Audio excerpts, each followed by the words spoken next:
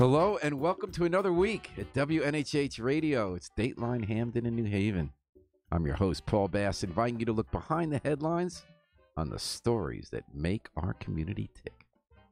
Robyn Porter and Joshua Elliott make our community and our state tick. They are state representatives from Hamden and New Haven and leaders of the State House of Representatives Progressive Caucus. In other words, you heard of AOC in Washington. Well, these are the folks you need to know here in Connecticut. Welcome back to WNHH, Robyn and Josh. Thank you for having us. Yeah, same. And thanks to Yale Haven Hospital for providing support for today's program. It is a federal holiday today. I'm suspecting that's one reason we were able to get these two folks in, because they were otherwise being hard for making laws. Mm-hmm. And it's one reason we don't have Mayor Monday. Mayor Tony Harper's off, but she expect to come back next week. Also, Eric Marciano Sr. has already weighed in. Good morning to all. Good morning to you, Eric. And good morning, folks. So, this weekend, there was a bomb dropped on Connecticut. Ned Lamont ran for governor, and he said, I promise you, if I'm elected, we will not have highway tolls on cars, maybe trucks. And Bob Stefanowski, who was getting the never tax anything ever vote, said, just you watch. He'll get in there, and he's gonna put taxes on everybody on your tolls. Well, folks, Ned Lamont's been in, I think, 3 weeks. He hasn't even delivered his budget just yesterday. He already said, well, you know what? I know I promised not to do cars and tolls, but I think we need to do it. Said we need $1 billion to fix the roads. This gets us $800 million of it. Up to half the cost will be paid by people from out of state. And I had a transportation working group. And you know what? I thought during the campaign we didn't need to do it, but now I've seen the light. Any reactions from you two? I think that's why when somebody runs for office, especially for governor, and they haven't been elected before, and they don't really know all the numbers in the budget, and they don't know what the problems are going forward, it's easy to make campaign promises without that full slate of information. And I think when he got up there, he realized what the rest of us have already recognized is that we are in dire shape, that we are getting very poor grades on our infrastructure for our roads and bridges, and that we simply need more money coming in because the money that we had from the gas tax receipts over the last 10, 15 years have been diminishing. For really good reasons. For really good reasons, because we have hybrids and we have electric vehicles on the road. And that's great, but we can't just keep on bumping our gas tax percentage to make up for those losses. So we need to find another way to get those revenues that don't just hit Connecticut residents. And he said also he didn't want to borrow anymore. We're on a debt diet. He says Connecticut's too much debt. We're going to bond less than $1 billion a year now, starting going forward. And I said he wanted to guess. Like, Robyn Porter, what was your reaction when you heard this? I mean, I understand him having to reconsider. Like Representative Elliott said, he got there and he realized what many of us already knew. And I just equate it to a learning curve. You know, he doesn't have the political pedigree or background. He doesn't have the full scope of understanding. And I believe that, you know, this is evident in him having to reconsider and recalculate what it's going to look like if we do tolls, or should I say when we do tolls. Okay, so can I give you a different theory? Absolutely. I think he knew all along that to be responsible, he was going to have to do tolls. His whole critique of Malloy was that Malloy didn't go big enough when he was first elected to try to solve some of our structural problems and get the revenue streams in. And that he could not have his advisors told him, you can't win this election if you say you're going to put tolls on. Sure, that's a possibility. So I think he came in and decided there are a whole bunch of politicians in this country, most of them, who believe there's a difference between campaigning for office and governing. Mm-hmm. And that you say what you have to say to get elected. Sure, and the things that he talked about, too, I talk often about the two different types of legislators or politicians, people that just want to get elected and wait till other people have popularized an idea, and then the people who, you know, don't need an idea to be popular, they just need to know that the idea is right, and we'll push that idea. So I feel like Robyn and I, we don't need an idea to be popular at first before we push it. We know it'll become popular because we're pushing the right thing. When you two run, you say you're for X, Y, and Z.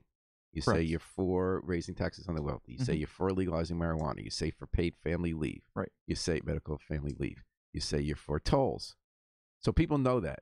That's what you're going to vote for. We don't shy away from tolls, but I know for myself, I don't put that on and anything that goes out to my constituents or to people that would vote for me. Not because if I'm asked, I don't firmly support tolls, but because I don't think people should be voting on me because of my position on tolls. All I mean is that you folks, say what you're going to do and then you do it. Correct. Now, that is not easy, but it's easier for legislators because you tend to reflect the views of your district. Mhm. Running for governor, but there's something else too. When people run for executive positions, governor and president, they really do often say, I have to say what I need to do to get elected, and then when I get in, I'll do something else. And people feel really bad about that. They have less faith in politicians going forward. We talked about this, Josh, when you were working for Bernie Sanders, about how there's a conventional theory that you have to go with where people are in a position while you're running and then lead them when you're in. But then there's another theory that says that doesn't work, that people respond more to being genuine. So you have people who voted for both Donald Trump and Bernie Sanders, two opposite views of the world, but they felt both of them kind of stood for what they stood for. Right. And Josh kind of turned a district too. I mean, Hamden, and so did your district too to some extent. It moved since you've been there. So I'm just wondering, because I was thinking back to Lowell, like, remember when he was governor? You know?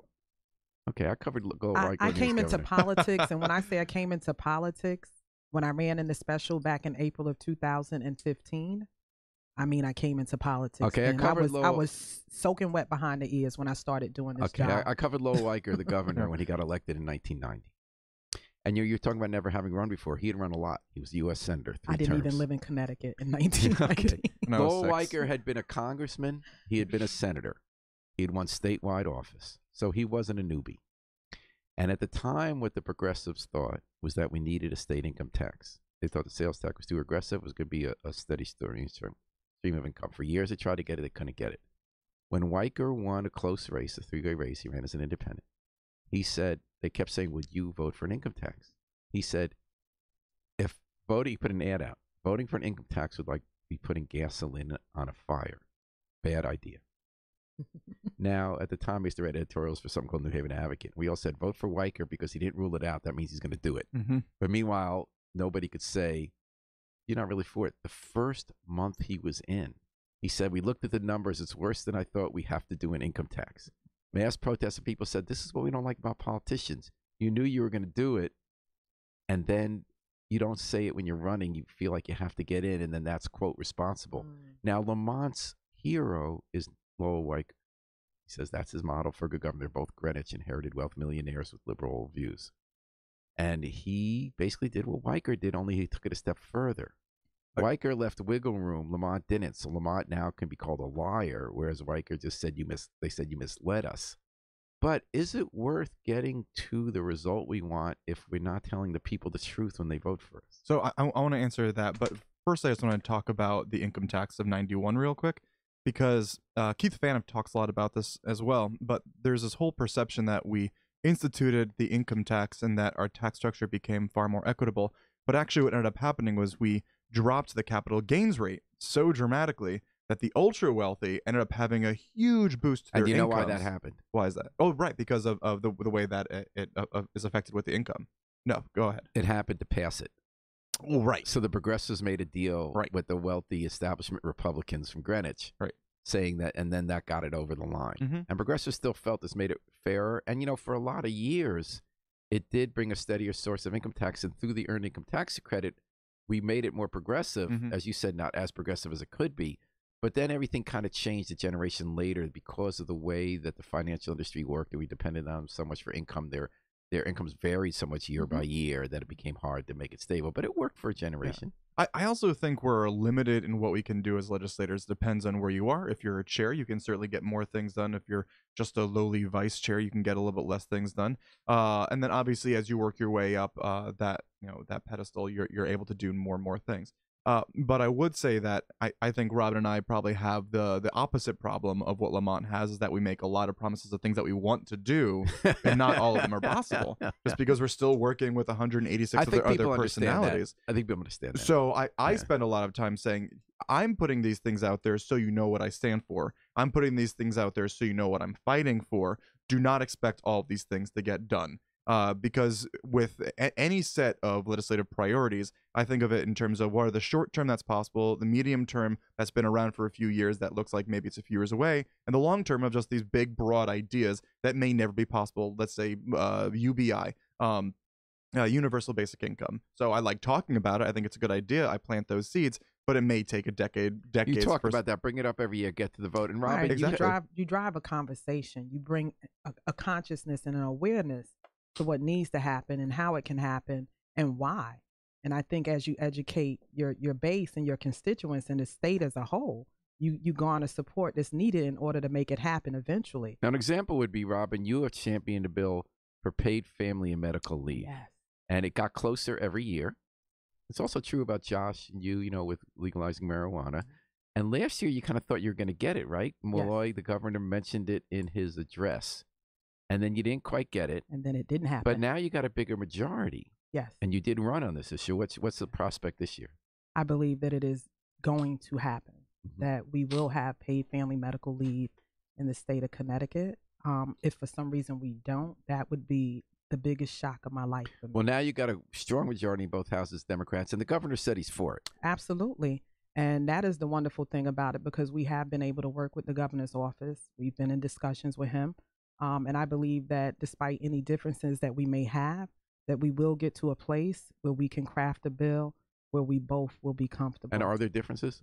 I'm sure there will be. I haven't seen the governor's bill yet, but you know, the building has floated many rumors, and I don't operate from a stance of rumors. So Wednesday, I will have an opportunity to take a look at that bill when it's released and sit with the governor's office and go, you know, side by side, their bill, our bill, to discuss, you know, what are the differences? There's what are the lines there's in a the general sand? agreement. Let's do it, and then there's the Absolutely. there's the details like how long, how mandatory Absolutely. employees, how you're going to make it up. And Babs Orzavi says, love seeing Robyn. Brandon McGee says, go, Robyn, go. Hey, guys. That's Robyn Porter and Joshua Elliott, state representatives from Hampton, New Haven, here on Dateline. New Haven and Hampton. On WNHH-FM. I want to make a 103.5 quick Stream. plug for Brandon McGee. So about a few weeks ago, there was a beer bill that he dropped. And now there's something that legislators have to do for their constituents.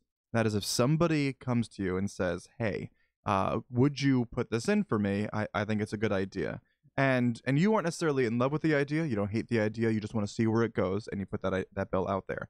That was a bill that Brandon McGee put out. So I started fielding a lot. What was the bill? So the bill was basically saying that if you are a brewery, you should not be able to sell wholesale to retailers and be able to sell on premises. You have to choose one or the other. In other words, if you're going to be some kind of cool craft brewery that's going to make the walk-in business, you don't get to do the wholesale prices that other beer manufacturers can charge. Correct, because basically what had happened was some beer retailers, manufacturers put them up to it? So some retailers said, hey, listen, this is affecting our retailers. business. Yes, because they felt that they couldn't sell the local brew because the local brewery was selling their own. Oh, in other words, if I bottle something on Nickel Street, I can sell it on Nickel Street at a good price, and therefore, the liquor store down the street would like to be able to get my beer and sell The retailers felt that the brewers shouldn't be their competitors. So a lot of people know that I'm very into beer. They came to me and said, hey, this is a big problem. And so I just wanted to let people know who to direct their attention to. This is something that I would not do in the future because I never talked to him first. So I want to make a public apology to Brandon McGee, who was never really going to proactively fight for this thing. He just wanted to see where it was going to go. So I just want to put that out there, Brandon. I apologize. There we go. But you're against the bill. Off my chest. Oh, well, we're both against the bill. He needed to see what the reaction was like across the state. I was going to be against that idea in the first place, and because I know so much about beer and the beer industry, and I'm so proactive in really pushing the beer industry because I think it makes Connecticut a really great state for young people So you're saying you want to nurture that industry? Absolutely. And we've gotten some in your guys' districts, right? Some craft breweries. Oh, sure. Yeah. I mean, we have Counterweight, and we have Good stuff. Yeah, we have good stuff. And there's one more in State Street. I can't think of their name. I can see their logo. And then Brandon It's a does say guy. "Tell the truth!" exclamation point. Now, Yeah. what district does he represent? He's in Hartford. Okay. Yeah. So Robyn Porter and Joshua Elliott, you're very involved with the House Democratic Progressive Caucus. Fair to say it's sort of the analog of what Alexandria Ocasio-Cortez's group is doing in the House of Representatives nationally, trying to push a progressive agenda with sort of relatively newer legislators bringing a different perspective. Is that fair to say? I think that's fair to say. You Pulling know, this- I'm just one that hates titles and labels. You know, but progressives, it's what And we're called. do you two have titles in this caucus? Is it a title caucus or is it I don't. anarchy? No, we I have don't two believe- co-chairs. Yeah, we have Joshua Hall and Ann Hughes are the co-chairs, but the all of us are pretty proactive. I always see you two at the microphone. Well, actually, I'm not always at the mic, but I do believe in standing in my truth and speaking power to power. I believe in, saying the things that need to be said that don't necessarily get said because it's not popular, and most importantly, makes people uncomfortable. So Let's talk about that. And the state rep, Brandon McGee says apology accepted. Thanks, Josh. So state rep Robyn Porter and state rep Joshua Elliott, you were invited to the governor's mansion. Correct. But not on Valentine's Day. On Valentine's Day night, the governor, who's Democrat, was inviting Republicans, saying, I'm going to show them bipartisan. I want to listen to everyone. And then there's always a way to make drama at everything in politics. They said, oh, you invited us a night without our spouses and significant others, so you expect us to come there on Valentine's Day? So it's kind of stuff I don't like to even talk about, that kind of stupid stuff. What happened on your night, on Valentine's Eve? What was it like going to the governor's mansion, and what was the upshot? It was great. I think it was surreal for a lot of people, especially some of the new people who just got elected. And it was like, you know, they got in November, and then all of a sudden now we're all hanging out with the governor. For me, I always want to be purposeful. So my big concern of the night is that we're going to spend a lot of time, you know, having some food and having a few drinks, having a few laughs. But then ultimately, where's the ask? Because for me, we want to be sympathetic to the Democratic Party as a whole and push forward the agenda that we feel is in line with what the Progressive Caucus is trying to do.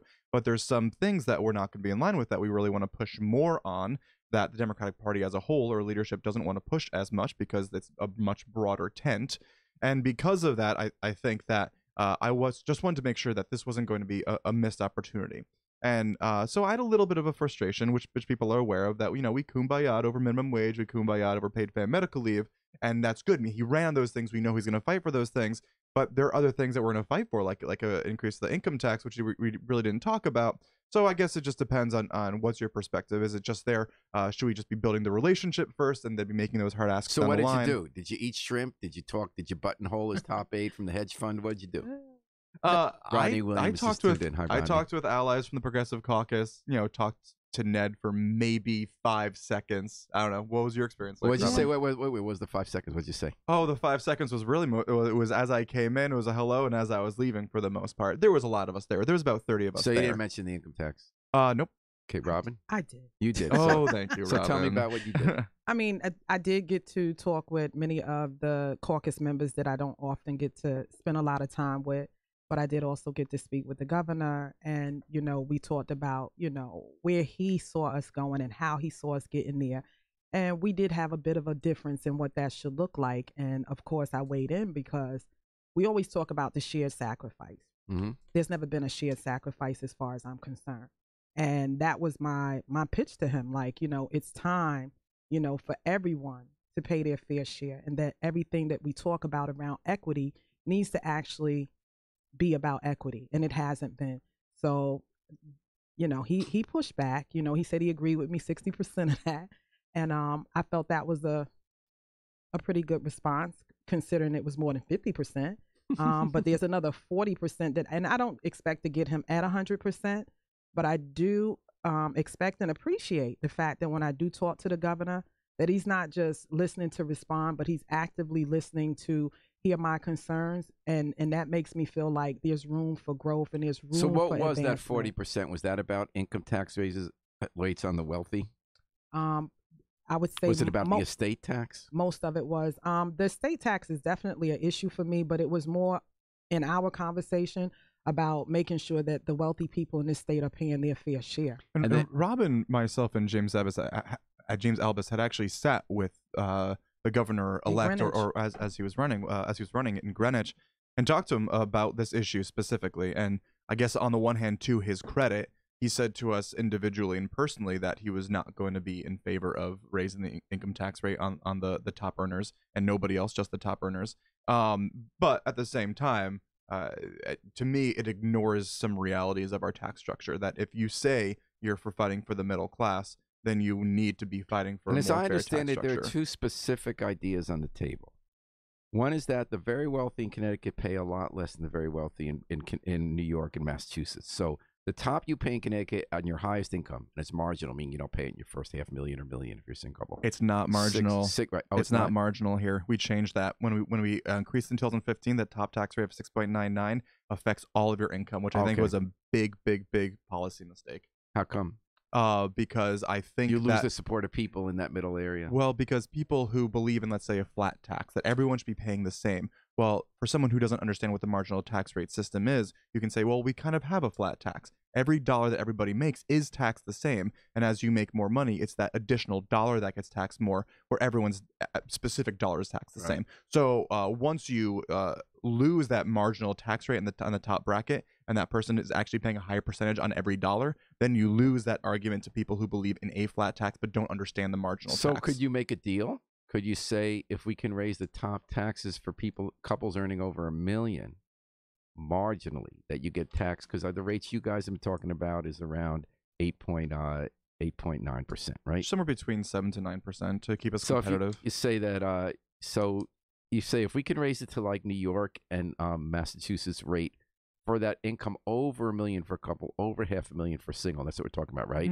In return, we'll have the income below that charged at a lower rate. Is that a deal? Oh, I would love that, and we've talked about that too. It's because people get concerned that when we say tax increases, it applies to everyone. Would and we still raise more overall if we did that, or would it just we have to run the numbers? It depends.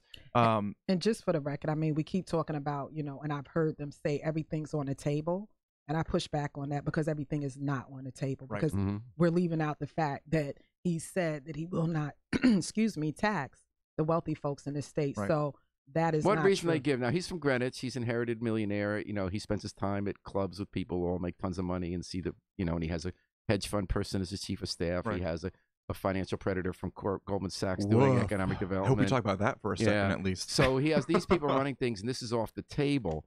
Their argument is that you're going to get all the billionaires and multimillionaires to leave the state, although I know at least one billionaire who says they think you do need to, and people like Warren Buffett say you do need to charge me the same tax you charge my secretary. But in any case, what about the argument that overall we lose because people leave the state?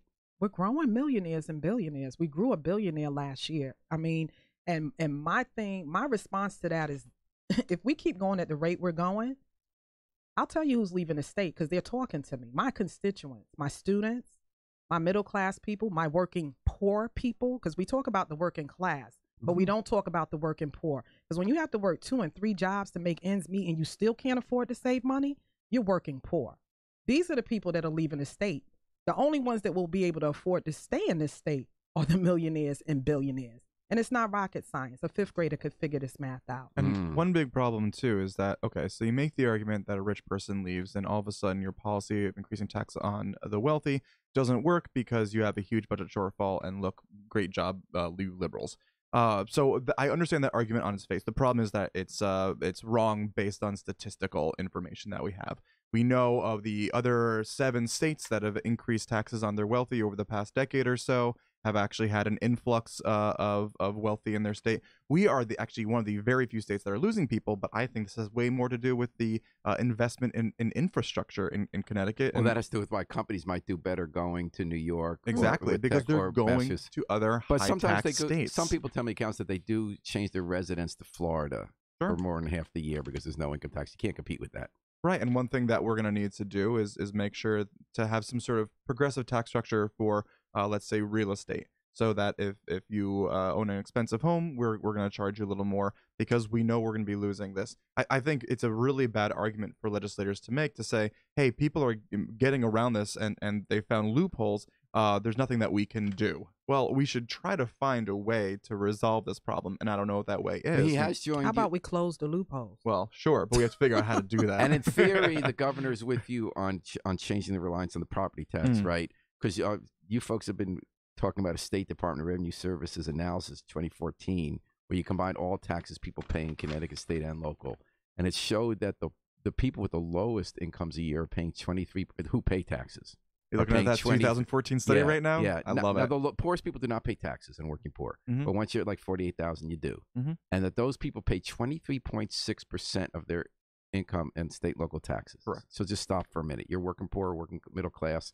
You pay close to a quarter of your income on state local taxes. Correct. Now, if you're in the highest range, if you earn 600,000 to 2 million, that's the highest, almost the highest. You pay only 7.7% of your income on taxes, state and local. So we're charging working poor 3 times We are Well, one we're of the charging the wealthy for tax. we are one of the most heavily reliant states on the property tax. This is in one sense because we don't have counties, where often counties will levy that property tax. So when you have West Hartford and a Hartford, West Hartford helps offset the Hartfords. We don't have that here, so we really rely on the state. So the governor's talking about a 1% state property tax, right? Is the idea that would redistribute some of the money that cities lose and Hamptons lose? Well, it depends because what also so that'd be well, I know there's a 1% conveyance tax potentially, and I think there's also that property tax rate. I mean, we'll see what actually ends up happening. Just very, very briefly for listeners, I want to make sure that they understand why the property tax is so bad. The way that I explain it in 5 seconds is basically the majority of your wealth when you're in the middle class is stored in your home. So when you're paying a property tax, you're paying a tax on all of your wealth. When you're ultra wealthy, the percentage of your wealth that's stored in your home is very, very small. So when you're getting charged a property tax and you're ultra wealthy, it's a very, very small percentage of your income. And that's why it's so bad. In terms of what we're actually going to see, I mean, I've been talking for a couple of years now about using a statewide mill rate to go towards education to make sure that we have a much better base per pupil in our cities so that we equalize our education system in a much fairer way. That is a way that we can use the property tax in a way that's more fair. Greenwich has a mill rate of 12 and Hartford has a mill rate of 75, and that just on its face is not fair. Especially when the homes are $1 million homes. Right. All right. And you're hearing about that on Dateline on WNHH-FM. We got State Representatives Joshua Elliott and Robyn Porter. Rodney Williams-Rice, thanks, Robyn, for speaking up for us. Rodney asks, will the minority communities grow with this new governor? Or the focus of the governor is to bring new businesses and new residents? I don't have a problem with them bringing new businesses as long as some of those businesses show up in places like New Haven and Hartford and Waterbury and, you know, the places that are hurting, Bridgeport. When we talk about workforce development, I mean, oftentimes we leave out the fact that, you know, many of my constituents and constituents of other legislators in urban areas can't get to the electric boats and Pratt Whitneys and, you know, they can't get there. Sikorsky's, like, and those are good paying jobs with great benefits. And we're working with the schools and the universities to make sure that there's a pipeline for that. But we have, you know, left out the places that are really in need. Until our cities are thriving, this state will never thrive. Kenneth McCreary says, my two favorite persons. Brendan McGree says, great show. So tell me if I'm all wet about this. I've become somewhat optimistic in New Haven about the kind of jobs we're producing. Now, there's the Holberton School. The founder of eBay got a couple $1 million in to do a training school for like tech coding jobs for people who didn't do, adults who didn't do great with traditional learning. They did this in Silicon Valley. Is that over by where Bears is? Is that in that little complex? In the district. Yeah. So it's cool there. The It's way nice, it works, nice and the other thing that's interesting about it is that you don't have to pay. So they do this kind of group learning on how to get decent coding jobs. People who like have brains, but they weren't like superstars in school. And I love that. And you don't pay it back until you get a job. I love that. And the job they got started at, I think, $100,000 a year in Silicon Valley. And, you know, last week, Google, you know, trying to greenwash the rep, they came to the library and gave people tips on starting a small business. Again, a lot of people of color doing that. We got some of these training programs in the pipeline and these tech companies starting up. I don't know, Robyn and Josh, are you I'm not like pie in the sky optimistic, but unemployment is down in New Haven. We are creating some pretty decent jobs. But talk about unemployment amongst Black and brown folks, and It's then higher. that number changes. So are we targeting them with these programs? Are we doing the right moves? that's what I'm pushing for. That is the hope, because that is truly where the rubber meets the road. When you start putting those that can't work to work, you are creating the revenue. And that's where the money is. You know, it's the mom and pops. And we really do need to get away from, you know, kids that want to go to college. I'm all for that. But everybody's not college bound, college ready, or college desirable, right? And there's money to be made with your natural gifts. And that's what concerns me about the school to prison pipeline, because it really does cut off creativity and it traumatizes our kids and it positions them for the jailhouse, straight into the prison system.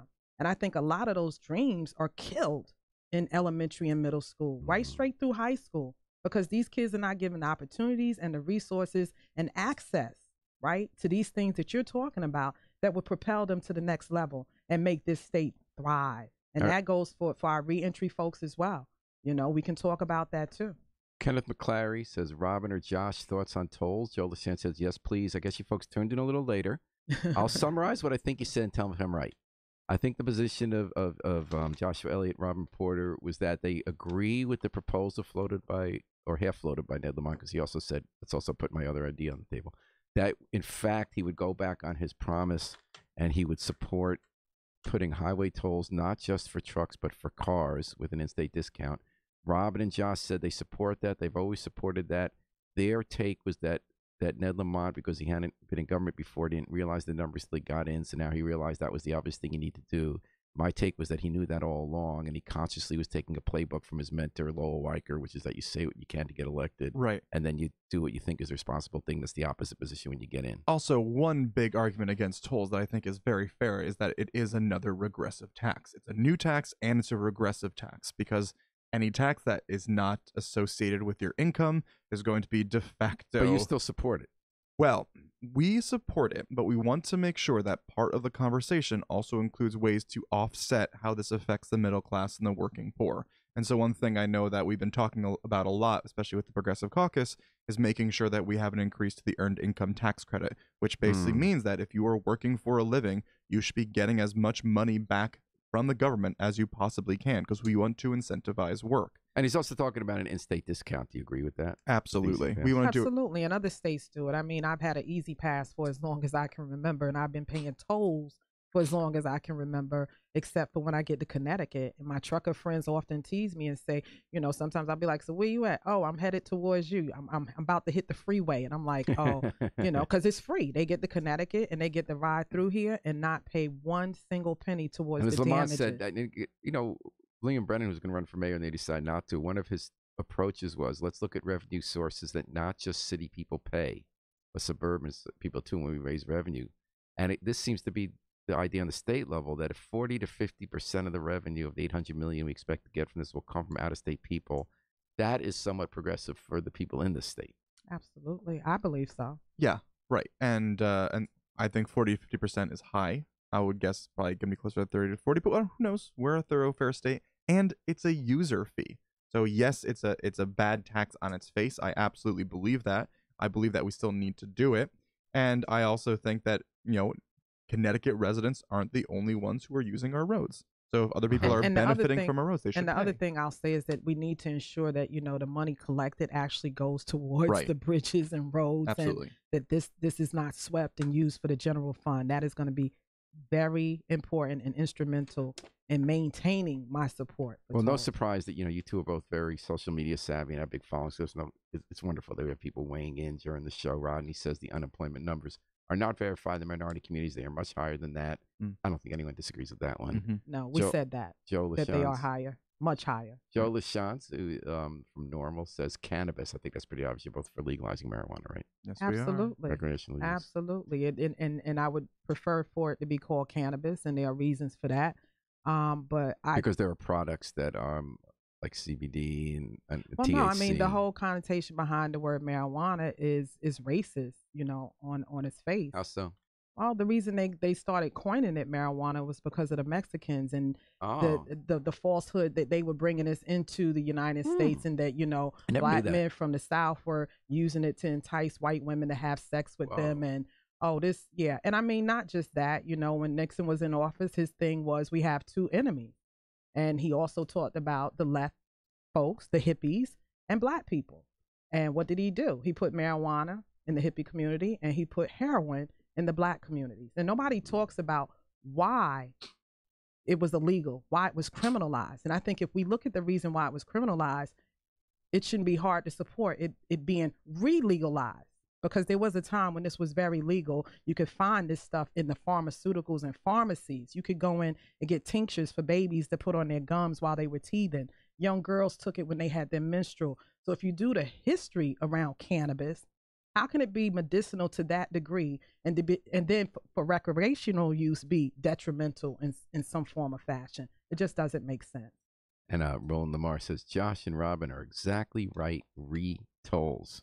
Thank you for listening. And so, hey, Roro, we're talking about Roland Lamar, just so you know, is the chair of transportation. So he's going to be the guy who's make sure that's happened. So shout out to Roland Lamar, who does a phenomenal job as well. And I'll bet he'll get lots of really great hate mail and hate comments on Facebook from some suburban people. We all I'm will. sure. My heart goes out to you. But Roland. maybe he'll be a special target of the Tea Party.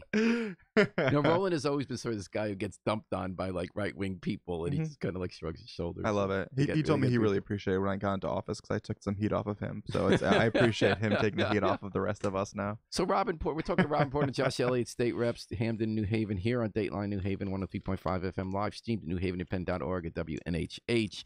So we were talking before about a fault line within the Democratic Party. So you got the supermajority almost in the House and Senate. You got the governor. You agree on some really big stuff that you didn't even agree with the last Democratic governor on necessarily, to fight for family medical leave and minimum wage hike and getting that over the line.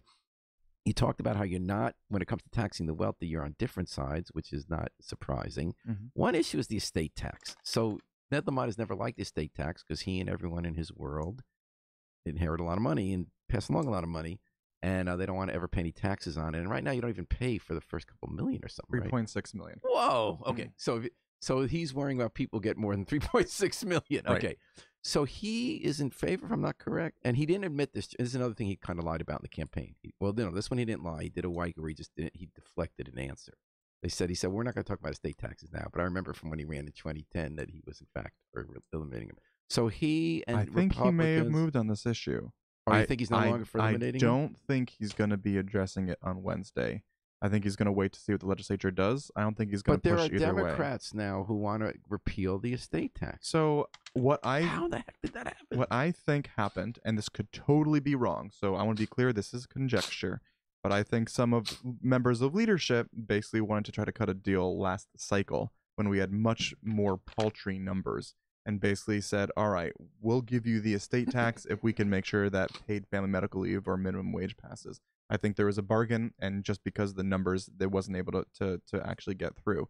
This year, I have no idea why leadership is pushing for the idea of an estate tax repeal. And if they do, I would just want to make sure, and this again speaking as Josh Elliott, not as the Progressive Caucus person, but that we make sure that we get something for it, that we get a big bump on the top. But it sounds like you feel like it's going to. It sounds like it's going to happen. It sounds like you feel like it's going to happen. I think it could happen. I don't think it's impossible. Right now, it raises $200 million. So the big question is, if we do repeal the estate tax, what are we going to do to fill that budget hole? Because we either can tax the wealthy, we can tax the middle class, or we can tax the working poor. And if we don't specifically target where those tax revenues are going to come from, it's going to be so much easier to say. So you're okay with getting rid of it as long as we can raise the same amount of revenue from the wealthy? I am not. I do not. I'm also not either. I don't support that, and for a couple of reasons. I mean, like, for one thing, we got to look at the damage that it would do, the detriment that it would bring to the probate court. I don't think a lot of people have thought about. I don't know about this. Tell me about that. And by the way, Jeff Klaus weighs in. Thank you for listening, Jeff Klaus. If you love to tax rich people in Connecticut, I love the way that's phrased, you should hate the estate tax. It drives people out. So he's saying people go to other states so they can preserve their states. So I'm sorry. So you're saying probate court. I mean, it impacts the probate court, but also, this is my thing. First and foremost, before we talk about anything else, is we're revenue deprived. So how is it that we're considering measures that take revenue off the table? I mean, to me, that just doesn't make sense. So what were you saying about the probate court? Are they funded by the estate tax? Yes, they are. And that, to me, is like one of the most crucial courts in the court system. So I think that people have to take a look at that. They have to question themselves if they're going to support this. We know how this goes. Well, there's another argument, which is that no matter what you do to try to tax wealthy people, and as we mentioned earlier, wealthy people in Connecticut pay 1/3 the effective taxes of working poor. Although we have a really big earned income tax credit, so the poor and the very bottom working poor don't pay taxes. We cut that. Okay. So it's not as huge as you may think but isn't it the first 30 or 35? I'm not sure the particular. One argument about the estate tax is that wealthy people will just get good at hiding their assets, or as Jeff says, move them to another state. Right. So that's sort of a misnomer. But they can also make their income look different ways, like the capital gains. Sure. So what we need to be looking at is, how has this migration changed over time? Are people moving out at a rate that's faster since we've enacted different tax rates? And what we see is that the rate of change is about the same. We know statistically that people are not they don't change their behavior based on tax rates that a state imposes. So just saying that rich people are leaving the state means literally nothing. People leave all states, and we also get rich people that come into our state. So people leaving to Florida has been happening for decades and decades because it's warm in Florida. And when you're retired, you want to be in a warmer climate because you don't want to shovel and you don't want to be driving in the snow anymore. And if you could say you live there more than 6 months in one day, then you'll pay a lot less tax. Then you also pay a lot less tax, and we need to figure out a way to make sure Well, that isn't we the close that counter loophole as argument well. that we have to compete at what we're best at rather than a race to the bottom? Absolutely. So if we like Route 128 got a lot of public investment in Massachusetts, it built up their tech sector that already existed with Harvard and MIT, and that's what got Alexion and GE to move there. Mhm. And it wasn't, they have higher taxes on the rich. Mhm. So there will be rich people who move to Florida for lower taxes, or as Jeff Klaus says, because the estate tax, maybe we're going to lose those, but we would get jobs and some wealthy people here if we play to our strengths as a tech sector with those investments. Or New York, which has higher taxes, got Right. Aetna. And the 'cause money, CEO where are wanted we to be getting there. the money from? We're getting the money from middle class and working poor, right? That's where the money is coming from. So why don't we take care of the people that are actually providing us the revenue? I don't understand why we put all our eggs in this 1% basket. And I think we really should be living in a country and in a state specifically where the 99 are doing well and 1% are struggling paycheck to paycheck. So we need to really flip the script and change the tide on this, where all boats are actually lifted and not just yachts. Mm-hmm. And Edward Trimble says, great job, Robyn. And Rodney says, tell the history, Robyn. And she's telling it. And Joshua Elliott's telling it on Dateline, New Haven, and Hamden. So, Robyn, 51% of your district is in Hamden, 49% in New Haven. Josh, you're all in Hamden. Boy, Hamden has changed. You know, going back to Weiker's day, the legislators for Hamden were not necessarily members of the Progressive Caucus. What changed in Hamden? I don't know if anything necessarily changed in Hamden. I just think that Hamden had as many as high a percentage of Hillary Clinton votes, for instance, against Trump as New Haven did. Mm-hmm.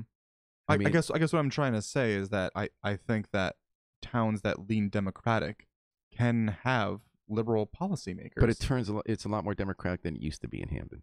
Sure, I can't speak too much. And it used to be conservative, and it used to be conservative Democrats. Mm-hmm. I don't know. Any thoughts? I could imagine that. I mean, that happened before my time. I just think that as things worsen, people are becoming more engaged in places like politics where they weren't before, because they're starting to understand the personal impact. Although there was there was a Robyn brigade we talked about in your last show of people, volunteers you had going to districts throughout the state to help liberal Democrats get elected.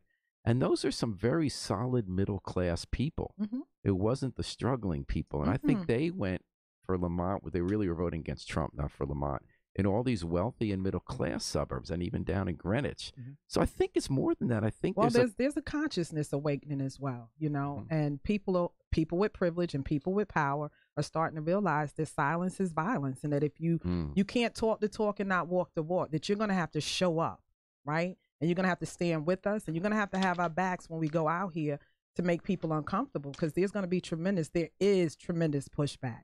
All right. Werner Ayanande, I'm sorry if I said your name wrong, says thumbs up.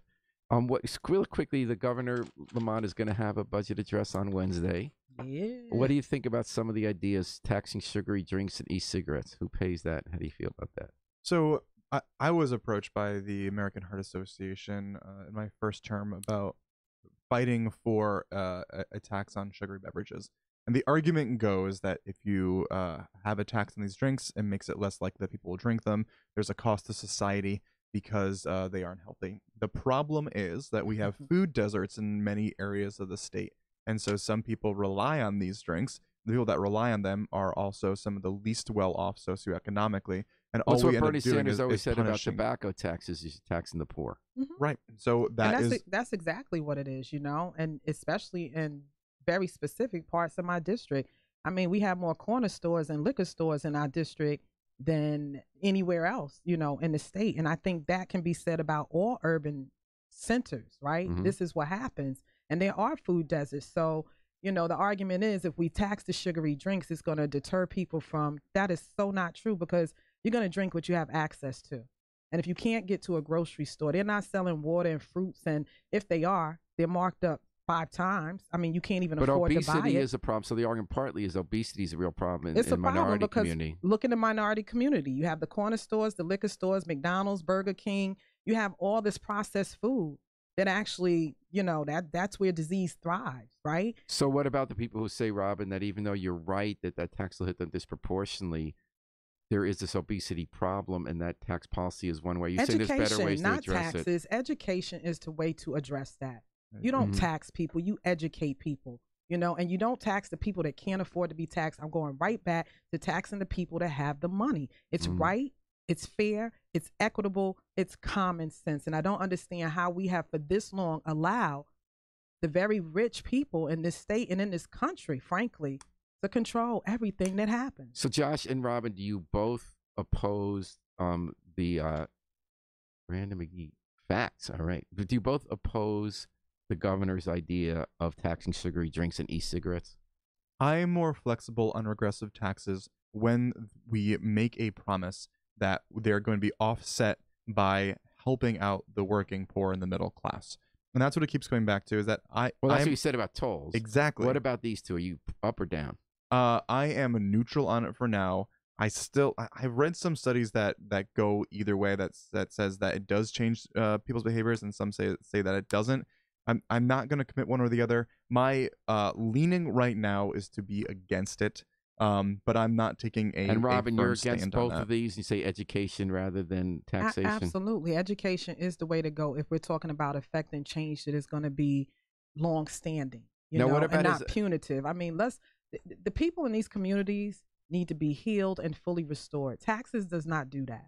And I think also one interesting point too in this discussion is like, so what happens with like sugary Starbucks drinks, right? That targets a different market, and they won't get taxed because because it would just be like sodas, right? It'll be too hard to determine what is and is not a sugary drink. You're also not adding sugar to every Starbucks drink, but what's the difference in terms of if we're talking about the health effects? It really won't affect the Starbucks 9 sugar packet latte? Well, I mean, if you're right, if you're talking about what you're getting in the cooler, yes, but or maybe not. But I'm talking about if you go into a Starbucks and order a drink there, no, it would probably not affect that drink. So I think it'd be really hard to actually. What about removing implement partial exemptions on certain digital goods? Is that just making sure that anybody who sells anything online, we actually go after them for sales tax? I mean, absolutely. It's being sold in the state. I don't have a problem. What about eliminating the $250 business entity tax? I don't think we need to eliminate that. That's pretty de minimis. Now, on the campaign trail, Susan Bicewood, the now Lieutenant Governor, and Ned Lamont, the governor, made that their big gift to business. They said, we feel your pain, so we're going to take away that $250 and then put us in the hole tens of millions of dollars a year. Right. Do you think there's a single business that ever left Connecticut because they had to pay a $250 business entity? Paying taxes stinks. It stinks. It'll always stink. For everybody across every income decile, it will stink. And I don't see it as something that stinks. I see it as me paying back and paying forward for what I'm getting. Fair exchange is no robbery. And I hate the fact that when we talk about taxes, we treat it like it's taboo. It's not. And I mean, if I can pay taxes, God knows the millionaires and the billionaires in this state can afford to pay taxes. Well, it's also like if you have to pay for your wheels on your car, your tires, right? That stinks. Jeff Klaus says Connecticut already has one of the most progressive tax systems in the U.S. I think Jeff's right, but you also have your statistics about how it's still true that within that progressive tax system, one of the most progressive income tax systems. But overall, but because we are so reliant on our municipal property taxes, it way offsets how progressive our tax structure is. Okay, I promised before we went that we were going to mention that someone who should be in jail is in fact instead been nominated to run our Department of Economic Community Development in the state. David Lehman, who was at Goldman Sachs, he was one of two people actually cooked up a plan to rip off thousands of investors by buying toxic mortgages, telling the investors they heard it's a good investment, get their fees for that, but then bet against those same mortgages in the market. They helped bring us the recession.